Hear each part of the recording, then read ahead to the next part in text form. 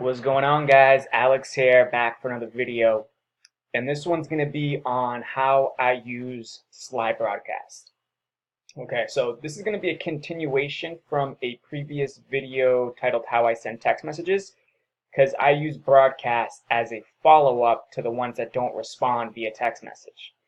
For instance, you can see here I send text messages. I've already called some. Just got another voicemail I got to call back. If I don't get any responses from the remaining ones that I send them a follow-up text right here, just curious if the house is still available.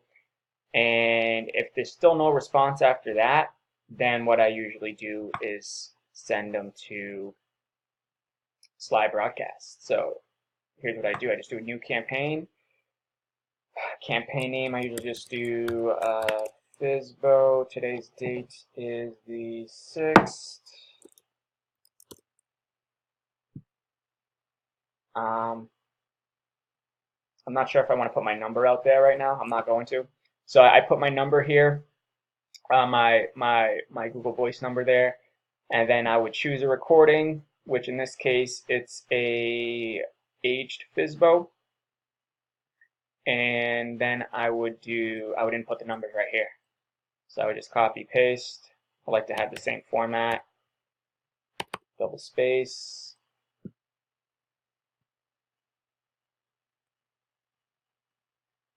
And I just copy and paste all of them, which I'll do right now, because why not? Now this is something that I might even have a virtual assistant do relatively soon, just because, you know, these are the people that are non-responsive. Here I am manually inputting this, which doesn't take too much time, but I like to give more tasks to my VA. And then if and only if I don't get a response after sending this voice blast out, then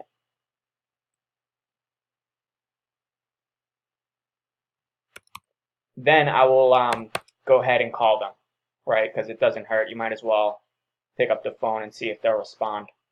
Because sometimes, you know, if it's a landline or if their voicemail's full, maybe they're older, they don't respond to text messages, or maybe their voicemail isn't set up yet.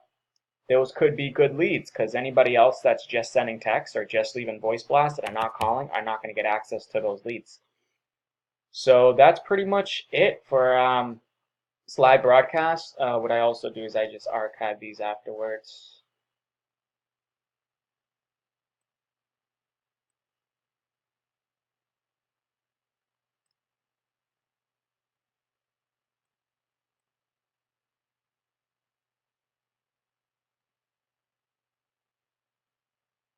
All right, one more. So you can see here, this one didn't respond to me until I sent up a follow-up. An hour and a half later, then she responded. This one, same thing. After the follow-up, this one here, this one has a realtor, so they just put it on with a realtor. I don't like it. I don't like working with sellers when they have a realtor. What I usually do is tell them to give me a call if the house doesn't sell through the realtor, if it expires, then I could be a good backup option for them. Sometimes if they're a rehabber, then I'll go ahead and like do it even though they have it listed. I'll still pursue it as a deal, because that's could be future recurring business. In this case, I just told her, I just asked her up front, she's open to a lease purchase, because I'm not going to call her. She wants the realtor to call me. Like she says, she's going to, yeah, the realtor's going to give me a call. I don't want to talk to a realtor, because I know what the realtor is going to want to do. The realtor is going to want to sell it outright. You know, by working with me, the realtor typically not going to get paid. So I don't even bother. That's why I sent that message up front, and I'm going to archive it. She might get back to me if it doesn't sell with the realtor. Marlene says, please contact me. I don't know, realtor. I'll look at that later. I don't know. That might be a for rent by owner, it looks like. No, I don't know. Oh, I think this is the realtor. That's the realtor that the seller, yeah, that the seller said was going to get back to me. So she probably left me a voicemail here. Yeah, I see Darlene. So I'm not even going to talk to her.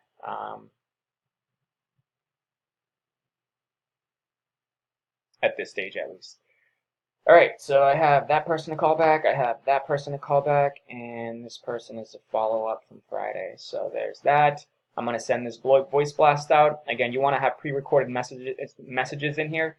I have a follow-up whenever I'm doing my follow-ups, my follow-up calls. I have a follow-up voice message. If they don't respond, I have a for rent by owner voicemail. I have a for sale by owner voicemail, and I have an aged FSBO, which usually goes.